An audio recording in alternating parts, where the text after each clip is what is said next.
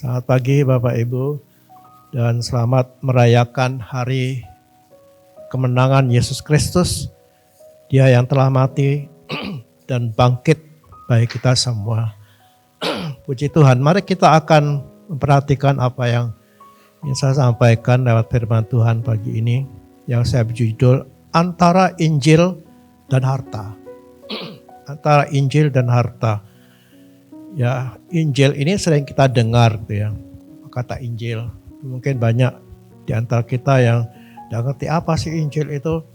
Ya, karena di media sosial itu kita sering melihat Injil yang disalahartikan gitu ya. Salah-artikan. Bahkan ada yang bilang, ada mualaf itu bilang Kisah Para Rasul itu Injil katanya. Ini menggelikan. Nah, pagi ini kita akan belajar juga tentang apa sih Injil itu. Ya tadi sebetulnya sudah ditunjukkan ya oleh remaja. Kita lihat penampilan tadi ya walaupun lewat cahaya gitu ya. Itulah Injil. Apa hidup Yesus ya dari kelahiran, kematian, bangkit dan naik ke surga. Ya naik ke surganya tadi sampai ya, tapi kita melihat bagaimana kebangkitan Yesus Kristus itu telah memberikan pengaruh yang besar ya, bagi manusia yang terikat dibebaskan. Itulah Injil. Ya. Mari kita baca dulu satu kisah yang ditulis dalam Matius 28 ayat 11 sampai ayat yang 14 ya. 15. Ya. Matius 28 ayat 11, ketika mereka di tengah jalan, datanglah beberapa orang dari penjaga itu ke kota dan memberitahukan mereka segala yang terjadi itu kepada imam-imam kepala. Dan sesudah berunding dengan tua-tua, mereka mengambil keputusan lalu memberikan sejumlah besar uang kepada serdadu-serdadu itu dan berkata, kamu harus mengatakan bahwa murid-muridnya datang malam-malam dan mencurinya ketika kamu sedang tidur. Dan apabila hal itu kedengaran oleh wali negeri, kami akan berbicara dengan dia sehingga kamu tidak beroleh kesulitan apa-apa. Mereka menerima uang itu dan berbuat seperti yang dipesankan kepada mereka. Dan cerita itu tersiar di antara orang Yahudi sampai sekarang ini. Ya, sampai sekarang ini berita bohong yang direkayasa oleh tua-tua Yahudi itu terdengar. Maksudnya dalam ayat ini sampai sekarang ini itu sampai saat ayat itu ditulis. Ya, tapi kita melihat berita bohong itu sampai hari ini. Ya, sampai hari ini ketika kita hidup masih berkembang. Ya, bahkan mungkin sudah menguasai banyak orang. Ya, kebohongan bahwa Yesus tidak bangkit, bahkan tidak pernah mati. Ya, itu ayat kita baca tadi itu adalah sepenggal kisah tentang kebangkitan Yesus Kristus yang begitu hebat, yang luar biasa, yang membuat dunia gemetar, yang membuat dunia takut. Makanya ada uang di situ yang dikeluarkan untuk menghambat berita Injil itu. Memang ada ungkapan gitu ya. Uang itu berbicara lebih keras daripada kata-kata. Ini ungkapan umum. Uang itu berbicara lebih keras daripada kata-kata. Ya, kata-kata apapun kalau sudah kena uang bisa dihapus gitu ya. Uang adalah raja yang berkuasa. Ya, memang punya kuasa uang itu. Untuk menentukan, untuk membunuh orang bahkan memberikan kesejahteraan kepada manusia juga, dia punya kuasa. Uang bisa membeli kebebasan. Orang yang salah kasih duit bebas, ya, walaupun mungkin malu gitu ya, tapi nggak ada artinya karena uang itu bisa menghapus semua. Ya, uang bisa memutar dunia. Ini ungkapan-ungkapan yang sering kita dengar kayaknya bahwa semua di dunia ini berputar karena duit. Kalau tidak ada duit, dunia tidak akan berputar. Ya, ada uang, di situ ada jalan. Ya, jalan buntu, dikasih duit, jalan semua. Nah, ini ungkapan-ungkapan yang umum terjadi yang menggambarkan ya bahwa pandangan umum itu bahwa uang itu sangat penting gitu. Karena punya kuasa untuk menyelesaikan banyak hal. Ya, banyak hal selesai karena duit. Dan itu kenyataan itu. Kenyataan yang kita lihat hari-hari ini bahwa uang itu segalanya. Ya, sehingga manusia mengejar uang itu, bahkan menjadikan uang itu sebagai Tuhan. Seperti yang saya sampaikan hari Jumat yang lalu, ya, ketika kita menjadikan uang itu sebagai raja, sebagai Tuhan dalam hidup kita, kita sudah menggeser semua, ya, termasuk Tuhan digeserkan. Nah, inilah keadaan dunia ini, ya, bahwa kebenaran itu bisa dibungkam kalau tawarannya tinggi. Ya, orang-orang bisa ada orang yang menyaksikan sesuatu kejahatan gitu ya. Lalu supaya dia tidak buka suara, kasih duit, selesai. Ya, ternyata uang itu punya kuasa gitu. Punya kuasa. Bisa membeli segala sesuatu. Apa yang bisa dibeli dengan uang? Ya, apa yang bisa dibeli uang? Uang itu sebetulnya alat yang netral gitu ya. Yang saya katakan berkali-kali bahwa uang itu netral, tidak jahat gitu. Nah, tergantung siapa yang memegangnya. Nah, kalau yang memegang itu orang yang cinta uang, udah habis. Ya, tapi kalau yang memegang uang itu orang yang cinta Tuhan, aman. Ya, bahkan sejahtera. Nah, jadi dengan uang itu kita bisa mensejahterakan manusia. Dan apa? Beli makanan, beli pakaian, kan pakai duit semua. Gitu? Dan mungkin kita sekarang hidup di dunia ini tanpa uang. Ya, kecuali orang yang sudah tergeletak di tempat tidur, itu pun juga butuh duit kan. Makannya ada orang yang sudah rental sendirian, dia tinggal di gubuk, ya tidak punya duit sama sekali, tapi masih bisa makan karena tetangganya baik memberi makan. Tapi secara umum uang itu bisa mensejahterakan orang dengan membeli makanan, membeli kenyamanan juga, ya, perabotan yang berguna untuk kesejahteraan kita. Kita beli pakai duit, nggak salah gitu ya, menghemat waktu. Kita mau ke Surabaya, hemat waktu, pakai sepeda motor dengan pakai mobil beda gitu. Apalagi jalan dengan naik sepeda, dengan mobil beda. Karena dengan uang kita bisa menghemat waktu. Ke Jakarta misalnya, mau pakai mobil, ya mungkin lebih murah daripada naik pesawat gitu. Ya, dengan pesawat kita juga lebih cepat. Ya, komunikasi juga ya, lewat HP. Ini kan pakai duit. Ada yang HP-nya tidak mengeluarkan duit, semua pakai duit. Beli pulsanya pakai duit. Ya, jadi uang itu bisa mensejahterakan orang, bisa menyingkat waktu, keamanan, kemajuan teknologi juga, semuanya pakai duit. Itu apa? Kesejahteraan. Ya, kesejahteraan dari manusia. Tetapi di sisi lain uang itu bisa mencelakakan manusia. Pendanaan kejahatan, teroris, pakai duit. Bikin rakit bom itu waktu di Bali itu bomnya gede itu dari mana? Ya duit, beli mereka bahan-bahan untuk meledakkan, membuat bom itu. Ya, perdagangan narkoba, semua uang yang mencelakakan manusia, uang itu, perang. Ya perang itu dananya besar banget gitu. Besar banget. Ya, dari mana dananya? Ya, uang, pakai uang.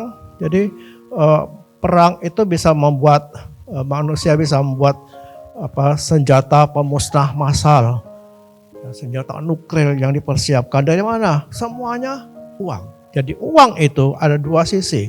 Tergantung siapa yang pegang. Kalau manusia yang pegang itu manusia yang waras, ya, maka sejahteralah dirinya, sejahtera orang keluarganya, sejahteralah orang-orang di sekitarnya dengan hal-hal yang positif tadi. Tapi kalau uang itu ada di tangan orang yang jahat, mencelakakan, termasuk menyuap. Nah, ini saya fokus di sini. Ya sebetulnya masih banyak lagi hal-hal yang bisa mencelakakan manusia lewat uang. Tapi salah satunya adalah menyuap. Nah, dengan suap, semuanya jalan dengan lancar, pakai pelicin katanya. Jadi uang itu bisa menyuap, merusak institusi negara, ya, pendidikan juga rusak gara-gara duit. Memutarbalikkan fakta. Yang salah bisa jadi benar, yang benar jadi salah. Itu di bidang pengadilan gitu, bidang keadilan. Bisa terjadi semua itu. Mencelakakan manusia dengan cara memutarbalikkan fakta. Nah, disinilah saya mau fokus gitu ya, sesuai dengan apa ayat yang kita baca tadi. Nah, seperti yang terjadi dalam peristiwa kebangkitan tadi yang kita sudah baca dalam Matius 28 tadi. Ya. Apa yang terjadi? Tadi kita membaca para serdadu itu dalam Matius 28 ayat 2 dan 4-nya. Jadi sebelum ayat yang kita baca tadi itu ada ayat 3 dan 4. Itu bercerita tentang bagaimana serdadu ini adalah saksi mata dari kebangkitan Yesus. Yang mereka akan menjaga kubur itu kan. Jaga kubur, lalu tiba-tiba ada malaikat datang. Menggulingkan batu itu. Mereka ketakutan. Mereka tidak lihat Yesus. Tidak diceritakan di situ bahwa mereka melihat Yesus keluar dari kuburan itu. Tidak diceritakan. Perempuan-perempuan yang juga ke kubur itu tidak melihat Yesus keluar dari kubur. Tidak ada. Jadi tidak ada yang melihat Yesus itu keluar dari gua itu. Jangan enggak ada. Terus kita tanya, lewat mana Yesus? Lewat mana? Yesus tidak perlu lewat lubang kubur itu. Ya, karena tubuh kebangkitan itu tidak tergantung dari hukum alam ini. Ya, Yesus keluar begitu saja. Dari mana? Buat apa pintu kubur dibuka? Pintu kubur digulingkan oleh malaikat itu untuk supaya murid-murid itu bisa lihat ke dalam. Oh, kok tidak ada? Ya, mayatnya kok tidak ada? Jenazah Yesus nggak ada di situ. Dan serdadu ini adalah saksi mata dari peristiwa yang besar, yang dahsyat. Sehingga mereka dikatakan bahwa mereka itu gemetar. Ayat 4 itu. Pasal 28 ayat 4. Penjaga-penjaga itu gentar ketakutan dan menjadi seperti orang-orang mati. Jadi mereka itu adalah saksi mata dari kebangkitan Yesus sekalipun mereka tidak melihat Yesus itu keluar dari kubur. Dan kayaknya mereka tidak pernah melihat Yesus setelah bangkit. Kecuali murid-murid nanti ketika Yesus menjumpai mereka.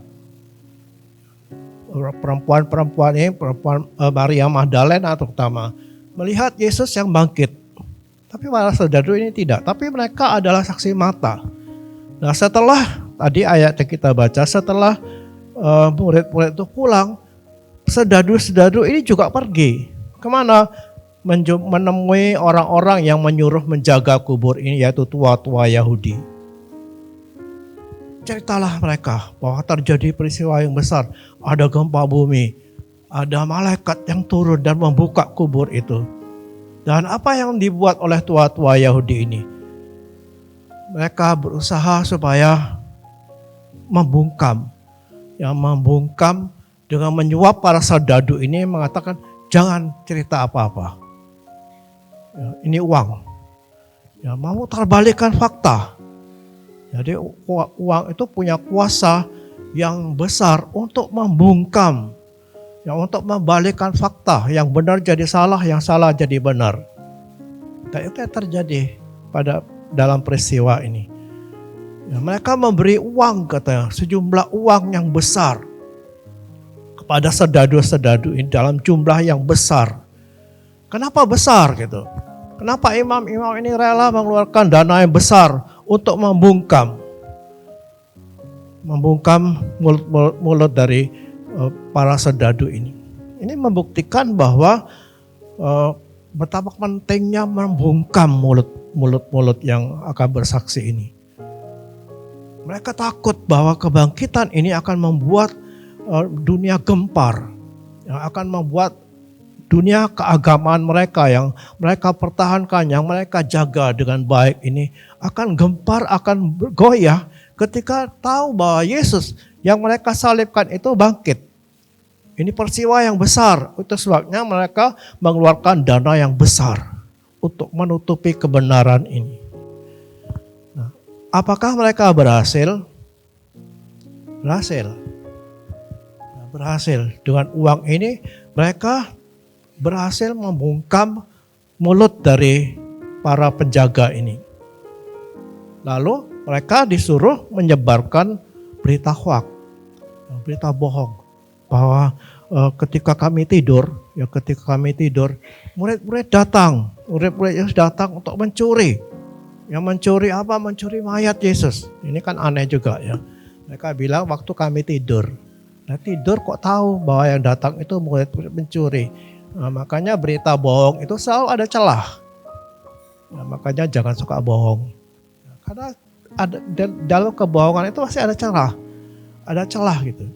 Jadi sini kita belajar banyak tentang bukan hanya uang tapi tentang kebohongan. Ya, berita bohong yang disampaikan oleh yang telah direkayasa oleh para imam ini ada celah. Ya, orang tidur kok tahu yang mencuri itu murid-murid. Harusnya enggak. Itu secara logika pengakuan ini lemah gitu ya. Ada celah yang lemah, tapi itulah kenyataannya. Ya, bahwa mereka bisa membuka, bahkan tadi ayat mengatakan berita bohong itu menyebar sampai ketika ayat itu ditulis. Bahkan sampai hari ini berita bohong itu masih menyebar. Yesus tidak pernah disalibkan. Yang disalibkan itu adalah orang yang memusuhi Yesus, muridnya Yudas.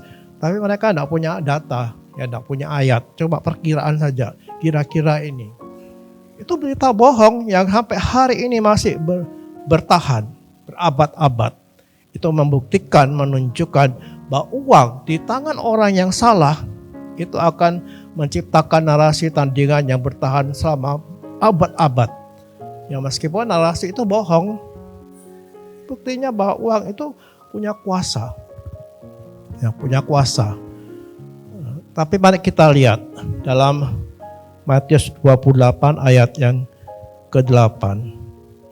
Ini menunjukkan bahwa di sisi lain ada ketika mereka berhasil membungkam mulut dari orang-orang yang saksi mata tadi. Tapi di sisi lain Matius membuktikan bahwa berita itu tidak bisa dihambat. Ya, di satu sisi uang itu bisa mengubah fakta. Tapi di sisi lain kebangkitan Yesus Kristus itu menjadi satu berita yang sampai hari ini berkembang juga. Nah, Matius 28 ayat 8 mengatakan begini sampai ayat yang ke-10. Mereka segera pergi dari kubur itu dengan takut dan dengan sukacita yang besar dan berlari cepat-cepat untuk memberitahukan kepada murid-murid Yesus.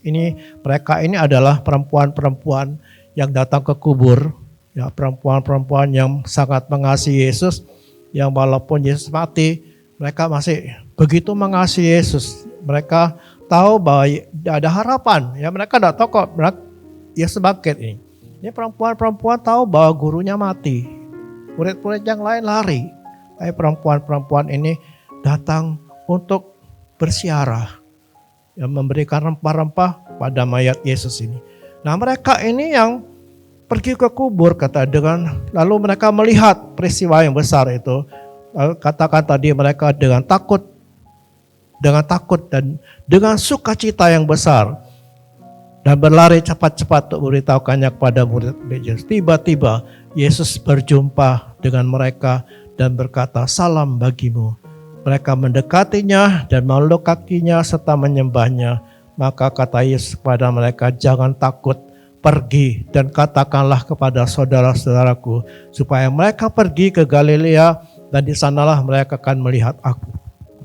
Jadi di satu sisi di mana para imam dan tua-tua Yahudi itu berhasil membungkam mulut dari orang-orang yang cinta uang ini. Tapi di satu sisi Injil itu tidak bisa mengubur kebenaran dari kebangkitan Yesus Kristus. Bahkan dalam Markus 16 ayat 20 itu dikatakan mereka itu murid-murid pergi ketika Yesus sudah naik ke surga. Mereka itu pergi meninggal memberitakan Injil ke segala penjuru, dan Tuhan turut bekerja dan meneguhkan firman itu dengan tanda-tanda yang menyertainya. Jadi Matius ingin menunjukkan gitu, bahwa kuasa yang mencoba untuk mengubur kebenaran tentang kebangkitan ini tidak berhasil sepenuhnya. Dia hanya berhasil membungkam mulut-mulut orang-orang yang cinta duit. Tapi berita Injil itu menyebar sampai hari ini.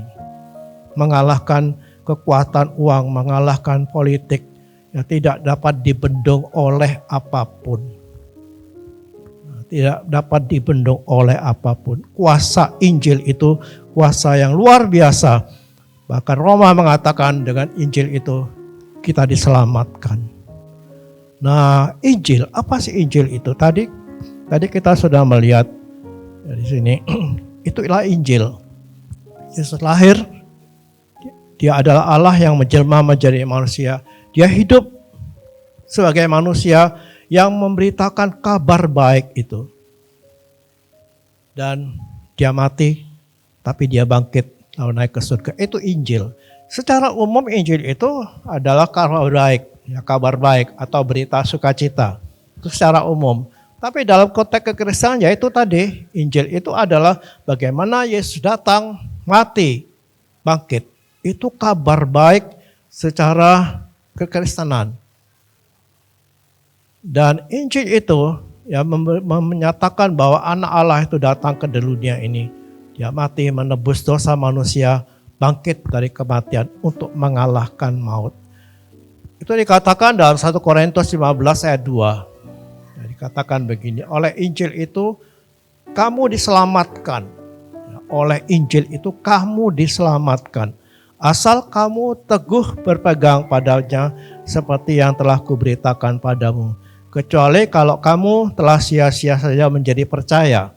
Sebab yang sangat penting telah kusampaikan kepadamu, yaitu apa yang telah kuterima sendiri, ialah bahwa Kristus telah mati karena dosa-dosa kita sesuai dengan kitab suci, bahwa ia telah dikuburkan dan bahwa ia telah dibangkitkan pada hari ketiga sesuai dengan kitab suci. Jadi itulah Injil, yang yaitu memberitakan tentang kematian Yesus Kristus dan bangkit. Yang hari ini kita rayakan, bahwa Yesus bangkit. Kita tidak menyembah Tuhan yang mati. Saya bisa bayangkan andai kata Yesus tidak bangkit. Buat apa kita di sini? Kita tidak punya harapan gitu. Ya wah, Yesusnya mati kok. Ya, pemimpinnya mati. Nah, buat apa kita ada di sini? Tapi kita bersyukur karena Tuhan kita itu Tuhan yang tidak takluk kepadamu. Dia mati memang. Tapi dia bangkit karena kuasa dari Yesus itu mengalahkan maut. Dan kita punya harapan.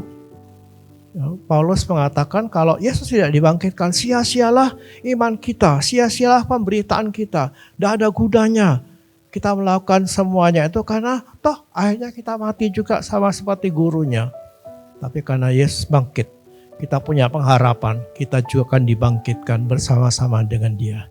Itulah Injil. Dan itu sampai ke sini, ya sampai ke Aksan, di mana orang-orang menerima Yesus Kristus. Kita semua sudah dipengaruhi oleh Injil itu. Amin. Atau enggak? Enggak lah, saya enggak dipengaruhi Injil. Terus apa yang kita percayai? Ya, kita percaya Yesus adalah Tuhan, telah mati dan bangkit. Kita itu sudah menerima Injil itu. Dan sampai hari ini Injil itu terus diberitakan. Ya, diberitakan mulai dari murid-murid ketika di Yerusalem. Ya Tuhan memenuhi mereka, membaptis gerejanya dengan rohnya, lalu murid-murid itu pergi memberitakan Injil. Dan sampai hari ini tiba di sini. Dan Injil itu akan terus diberitakan. Lewat apa? Lewat utusan-utusan Injil. Ya, ada orang-orang yang pergi ya, dari negara ke negara, dari satu tempat ke tempat yang lain untuk memberitakan Injil. Ya, membawa orang-orang untuk percaya kepada Yesus. Lalu ada yayasan-yayasan penginjilan. Ini banyak ini. Ya, walaupun kita tidak tahu apakah ada yang benar atau ada yang melenceng, hanya cari dana, tidak tahu, tapi mudah-mudahan tidak. Yayasan-yayasan penginjilan begitu banyak. Apa tujuannya? Menyampaikan berita Injil. Karena Yesus mengatakan, pergilah, beritakanlah ke segala bangsa tentang Injil itu. Dan itu ditangkap oleh gereja, ditangkap oleh orang-orang yang punya beban untuk menginjil. Mereka mendirikan yayasan, mereka pergi juga mengirim utusan-utusan Injil ya, sampai hari ini. Penginjilan juga bisa lewat media. Ya, media sosial, wah itu gampang itu. Ya, kita semua punya media sosial kan. Untuk apa? Beritakan Injil atau ngerasani orang? Komentari postingannya orang. Jangan. Gunakan apa yang ada pada kita di tangan kita ini untuk memberitakan Injil. Ceritakan tentang Yesus ya kepada sahabat-sahabat kita, ya kepada saudara-saudara kita yang belum percaya Tuhan Yesus. Ya, kita bisa melakukan itu. Ya, mungkin kita tidak bisa ngarang sendiri, teruskan postingannya orang tentang Injil, tentang Yesus. Kirim. Jangan hanya ngirim yang receh-receh gitu ya. Sayang, ini media ini kan Tuhan taruh di tangan kita untuk apa? Untuk kita bisa pakai. Ini kan uang, pakai uang kan ini. Iyalah, beli pulsanya berapa? Nah, pakai itu untuk memberitakan Injil. Ya, dengan segala macam cara Injil disampaikan lewat radio, lewat televisi. Ya, saya masih punya beban nih, kita punya wawancara radio yang bisa memberitakan Injil lewat media cetak. Nah, semua itu butuh duit. Ya, butuh duit. Tidak bisa tidak pakai duit. Ada sekolah-sekolah Alkitab yang mencetak hamba-hamba Tuhan, sekolah teologi. Semua itu butuh duit. Butuh uang. Ya, Injil itu sekarang kita tadi melihat bahwa Injil itu tidak bisa dibendung oleh uang. Ya, uang tidak bisa membungkam berita kebangkitan ini sampai. Tapi berita Injil itu masih butuh duit sampai hari ini. Ada pelayanan sosial, ya panti-panti asuhan, ada rumah sakit Kristen, ada sekolah-sekolah, ya pendidikan. Ya, kita bersyukur karena di sini kita punya sekolah di mana kita punya sarana untuk memberitakan Injil. Makanya saya sampaikan kepada guru-guru yang Kristen ini yang saya pernah kumpulkan lewat Zoom itu ya. Sampaikan Injil gitu. Jangan cuma cerita tentang bagaimana jadi murid yang baik. Oh, jadi murid yang baik harus tunduk kepada gurunya, taat, hormat. Itu tidak membuat orang masuk surga. Jadi murid yang baik, jadi orang baik, tidak membuat orang masuk surga. Tapi orang masuk surga karena dia percaya kepada Yesus Kristus. Itu yang perlu diberitakan, bahwa Yesus itu mati. Dia datang ke dalam dunia, dia mati, dia bangkit. Itu inti dari Injil. Dan semua sarana untuk penginjilan ini butuh duit. Sekali lagi saya butuh duit. Dan itu terlihat sejak zamannya Paulus. Ada jemaat-jemaat yang mendukung pelayanan Paulus. Jemaat Filipi misalnya. Bahkan jemaat Makedonia itu gereja jemaat yang menderita, yang dianiaya, bahkan miskin. Miskin, tetapi dalam 2 Korintus 8 ayat 1-4 itu Paulus mengatakan bahwa mereka yang menderita, yang miskin ini mendesak supaya dikasih kesempatan, kami mau memberi gitu. Kami mau ngasih uang untuk membantu pemberitaan Injil ini. Ini terlihat bagaimana Injil itu butuh duit.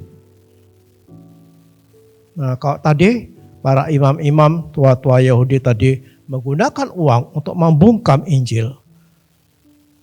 Tapi bagaimana dengan kita?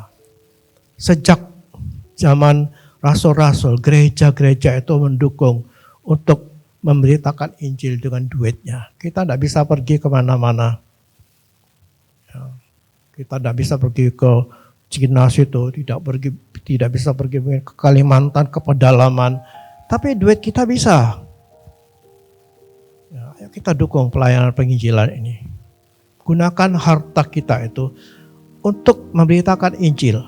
Karena itu adalah sesuatu yang berkontribusi kepada kekekalan. Kita hidup di dunia ini sementara, termasuk uang kita. Sudah bolak-balik saya katakan, kita tidak akan bawa itu. Mau ditabung, ditaruh di bank, boleh silahkan.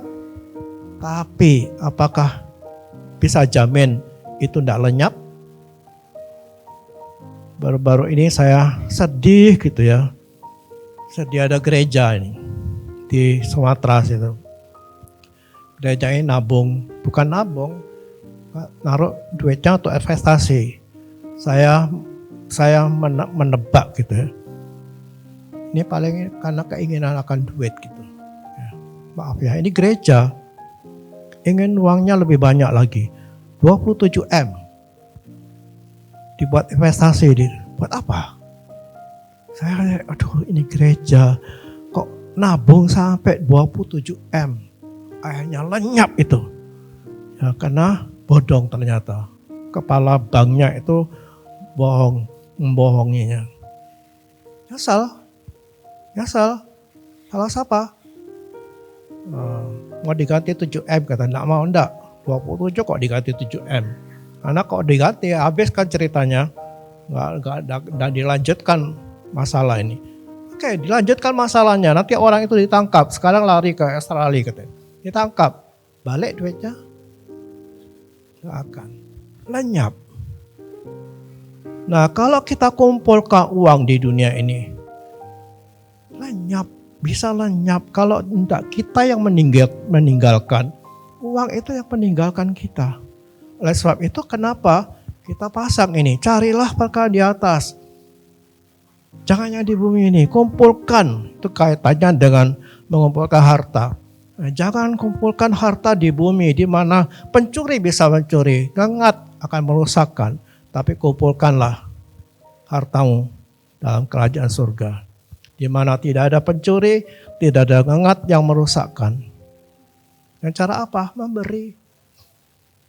Ya, memberi seperti yang Sepana bacakan di 1 Timotius itu. Dengan cara memberi berarti kita telah memindahkan uang di dunia ini ke sana. Kelak kita akan menerimanya. Jangan berhenti cari duit. Ya, saya katakan Jumat yang lalu harus lebih rajin gitu. Karena dunia ini akan makin sulit. Kumpulkan duit banyak-banyak, tapi jangan hatimu di situ. Untuk apa mengumpulkan duit banyak-banyak? Untuk lebih banyak lagi berbuat baik. Ini bukan hanya orang kaya. Kita yang tidak punya duit juga perlu. Ya, saya tidak banyak duit gitu ya.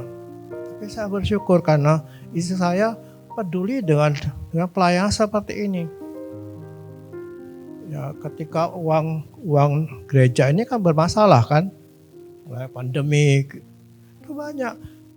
Harusnya kita memberi ke sekolah itu ya, sekian juta, puluh juta gitu. Nggak bisa, berkurang akhirnya. Apa? Akhirnya ditangani oleh yayasan. Yayasan itu punya utang 30 juta sekian. Ini utang 30 juta yayasan. Gimana cara bayarnya tidak tahu. Kita coba bisa berdoa. Karena dari dulu saya bilang yayasan tidak boleh cari duit, minta sumbangan kemana-mana.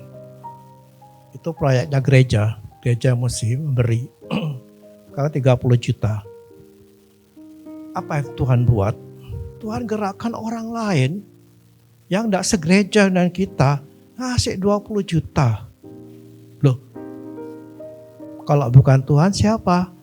Kenapa Tuhan gerakkan orang lain? Ya karena kita lipat tangan.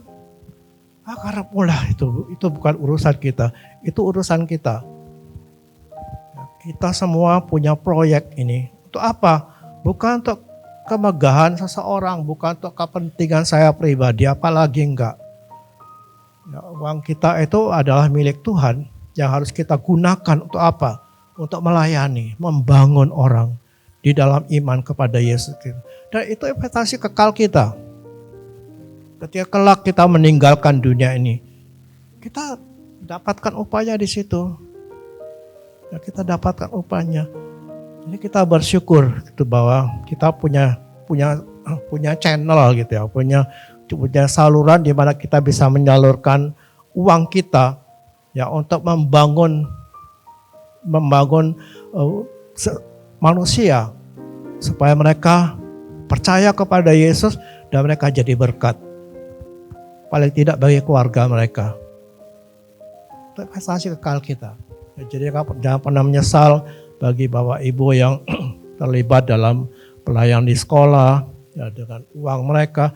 Jangan pernah menyesal. Sepertinya tidak ada apa-apa. Percayalah Tuhan kelak akan memperhitungkan itu. Kita percaya bahwa Tuhan itu tidak pernah menghilangkan semua apa yang kita buat. Dia catat semua. Dan kelak kita akan dapatkan itu.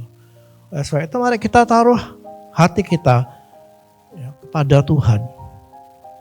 Ya, jangan kepada uang. Karena uangmu nanti akan hilang, lenyap. Kalau dunia ini lenyap, semua harta kita lenyap, kita tidak dapat apa-apa. Tapi bersyukurlah dengan uang ini kalau kita bisa memberi. Ya, memberi untuk perkembangan pekerjaan Tuhan, kelak kita akan terima di sana.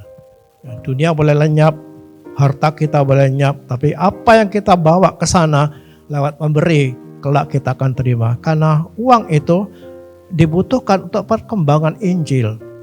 Ya, sekali lagi, Injil itu tidak dapat dibendung oleh uang, tapi Injil butuh uang. Dan dari mana uangnya? Tuhan tidak akan jatuhkan dari surga, tapi Tuhan titipkan kepada kita semua. Semua kita diberi uang. Ada enggak pernah dapat duit? Sekali lagi firman Tuhan ini bukan hanya untuk orang-orang kaya, enggak. Semua kita harus punya andil gitu. Untuk apa? Simpan kekayaanmu di surga. Bukan di bumi ini. Di mana ngengat dan karat akan merusak, akan pencuri bisa mencuri. Mari kita simpan di surga. Itu investasi kekal kita yang akan kita nikmati kelak. Ini akhir zaman. Masih orang berpikir mengumpulkan duit banyak-banyak lalu disimpan gitu ya. Mengumpulkan kita cari duit harus rajin, harus. Itu apa? Supaya kita bisa menolong orang. Nanti ketika Antikris datang katanya. Bagi Bapak Ibu yang ikut Zoom akhir zaman yang terakhir ini berbicara tentang 66. Yang angka 66 yang akan disematkan di dahi orang yang mengikut Antikristus dan di tangannya. Dan itu chip katanya. Ya, itu chip. Ada orang yang bilang, enggak itu kan tanda. Bukan chip, tapi kenapa kok masih di tangan dan di dahi?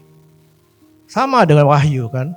Nah, orang yang tidak punya tanda 66 itu tidak bisa berdagang, tidak bisa membeli, tidak bisa menjual. Tapi orang yang punya chip itu akan dikuasai oleh Antikris. Ya, Bapak Ibu yang sudah ikut semua, dikuasai.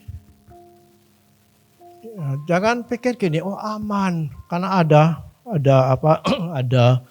di sosial media itu Orang yang masalah crash misalnya, crash lalu di dana, di bank, rekening di bank itu aman. Tidak ada orang akan tahu apa yang kita PIN kita itu tidak ada yang tahu, hanya kita. Tapi kok banyak bisa dibobol kan? Ada pegawai bank yang nakal dibobol. Ayo, gimana? Ada yang aman? Kalau uang itu dalam bentuk fisik, kita bisa sembunyikan di bawah kasur. Zaman dulu, waktu zaman perang dulu katanya, mak saya itu nyimpan emas itu di sumur, ditaruh di sumur. Nanti waktu selesai perang diangkat lagi. Aman, tapi kalau sudah uang digital, aman? Bisa dibobol kapanpun. Ya, jangan pikir itu aman. Kenapa kok semua digital sekarang? Beli tanah, suratnya digital. Karena semua akan dikuasai antikris semua. Nah, termasuk kita, ketika ada chip, kita sudah dikuasai oleh antikris. Kemana kita pergi bisa dimonitor. Kayak mobil sekarang kan ada yang pakai chip itu kan. Jadi mobil rental itu tahu kemana dia dilarikan. Lihat aja di komputer, oh dia lari ke sini. Nah, kita juga seperti itu, punya chip. Kita punya tanda 66 itu. Tidak ada tempat yang tersembunyi bagi antikris. Dia tahu kemana kita pergi, kemana kita sembunyi, uang kita berapa, dan semua jadi miliknya. Itu yang kita harapkan. Saya berdoa supaya tidak satupun di antara kita yang mau dipasangi chip itu. Gimana caranya? Ya bertahan dalam iman kepada Yesus. Percayalah bahwa Tuhan itu akan menjagai kita. Jangan mau dipasang itu. Bagaimana tidak bisa makan? Percaya Tuhan akan pelihara. Makanya Bapak Ibu yang punya duit itu, belilah aset di mana kita bisa menanam, kita bisa menolong orang lain. Ya, menolong orang lain dengan uang kita yang banyak itu. Ya, karena sekali lagi waktu ini sudah singkat. Kita ada di ujung dari akhir zaman ini. Dan uang kita tidak akan menolong kita. Hanya Injil Yesus Kristus itu. Oleh sebab itu mari kita gunakan uang ini untuk mendukung perkembangan Injil itu dengan cara-cara yang seperti yang saya sampaikan tadi, lewat yayasan penginjilan, lewat panti asuhan, lewat pendidikan, sekolah kita investasikan ke sana uang kita supaya kelak ketika Yesus datang kita menerima upahnya. Jangan hanya hidup bagi diri sendiri, tapi hiduplah bagi kemuliaan Tuhan. Hiduplah bagi berita Injil itu yang sudah menyelamatkan kita, dan kita juga andil juga untuk menyelamatkan banyak orang. Amin.